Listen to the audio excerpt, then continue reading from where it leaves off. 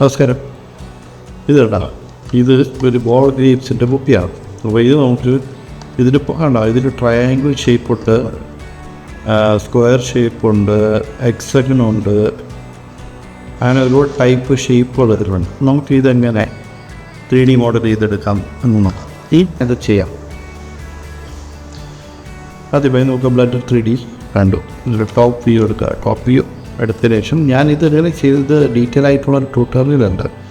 ഇങ്ങനെ ഒരു സാധനം, അതായത് ഇങ്ങനെ ഇത്രയും സൈഡുള്ളൊരു സാധനം എങ്ങനെ പെട്ടെന്ന് മോഡൽ ചെയ്ത് എടുക്കാം എന്നുള്ളതിനെ കുറിച്ചാണ്. അതായത് ഇതുപോലൊരു ഓബ്ജക്റ്റ് നമുക്ക് കിട്ടിയാൽ നമുക്ക് ഏത് രീതിയിൽ മോഡൽ ചെയ്ത് എടുക്കാം എന്ന് നമ്മൾ തീരുമാനിക്കണം. അതായത് മോഡലിങ്ങിന് ഒരുപാട് അപ്രോച്ചുകളുണ്ട്. ഇപ്പോൾ ഒരു കുപ്പിയാണെങ്കിൽ എങ്ങനെ മോഡൽ ചെയ്യാം, അല്ലെങ്കിൽ വേറെ ഒരു ഓർഗാനിക് ഷേപ്പ് ആണെങ്കിൽ എങ്ങനെ മോഡൽ ചെയ്യാം, അതിനൊക്കെ പ്രത്യേകം അപ്രോച്ചുകളുണ്ട്.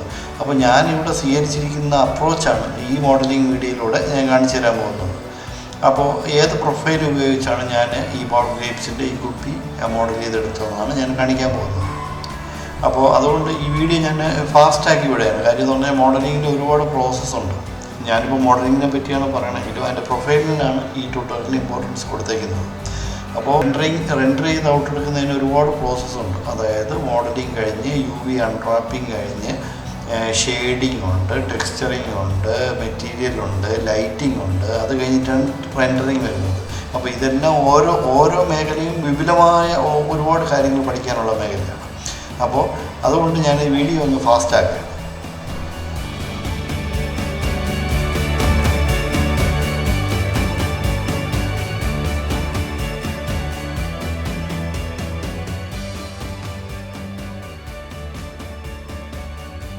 ഇതാണ് ആ പ്രൊഫൈൽ. അപ്പോൾ ഈ പ്രൊഫൈൽ വെച്ചാണ് ഞാൻ ഈ കുപ്പി മോഡൽ ചെയ്യാൻ പോകുന്നത്.